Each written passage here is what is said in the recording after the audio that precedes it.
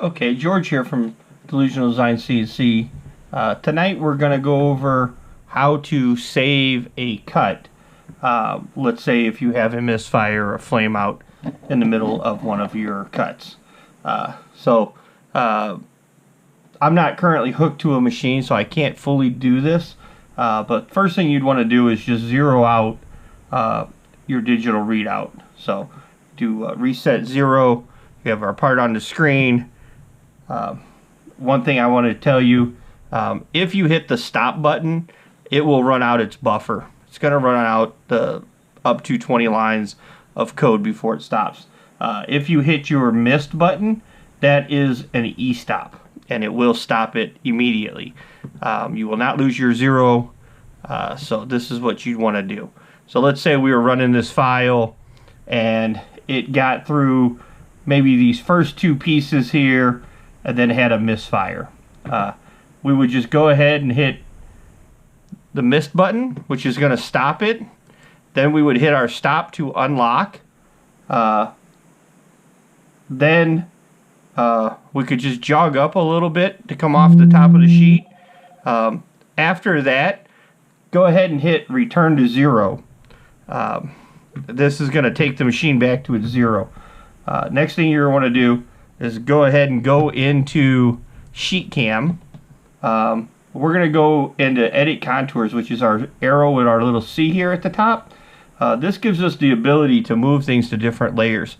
We can either move the parts that haven't cut, or we could move the parts that we want to cut to a new layer, depending on how far into our file we are.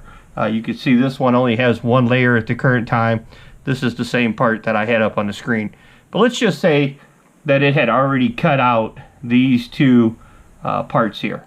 I could just take these, click on it, and then move to new layer. And we could just call it new layer. It wouldn't matter in this instance. But you can see how that removed them from having a toolpath. Now all of the rest of the stuff still has a toolpath, so it's just not going to cut these if we were to leave it like it is. If I were to go into here and edit my operation and change my layer to new layer, hit OK, you can see now it's just going to toolpath those. But it's going to keep its 0 down here. So if I had all of this had cut and not these, and I wanted to just cut these, right now that's what it would do. If I go the other route, like I wanted to cut everything else, go to edit operation, I'm just going to have the parts that have not cut on my layer when I do my operation, and now you can see here it's going to toolpath all of these parts. It's going to cut all this out, but just not going to cut those ones that had already cut. So if we're good with how it's going to cut, we're just going to post-process this, and then I would just maybe leave it the same name, but just call it a recut. Then we're going to save it. Then if we go into UGS platform, we're going to load our new file because we're still sitting on our 0, 0 because we went back to our 0. Then we were just going to go and grab that piece here that we just did. So call that recut. And you see when I brought that in, now it does not have those pieces. And it would just go and recut there. So now all I would have to do is hit play after I fix my consumables or whatever was messing up.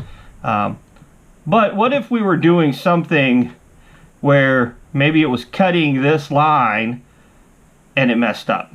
You know, it had already cut all the inside pieces and this was a big piece and it's going to cut. So it messed up like right here.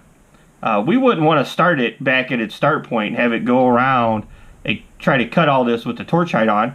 That would make the torch height controller dive the z-axis into the material. But what we could do, we'd go up here to our start point and we could move that start point to there and then just move, go back up into our edit contours, grab just that one line, put that on a new layer, we call that one layer 2, and if we were to do our operation for that outer line now, new layer 2 here, okay, now you can see I need to move that start point here still. We'll remove our start point right here. What that's going to do, it's going to start right at that start point, right before where it messed up, and it would cut around to the rest of it. And then you could do is just have it stop here. Just hit the E-stop and cancel that out, which would get you the rest of your cut done, save your part, and not cause it to have a torch dive, you know. And here you could just post-process. So hopefully this helped, and give me your feedback. If you guys have any other videos you'd like me to make, let me know, and I will get to them as I can. Thanks.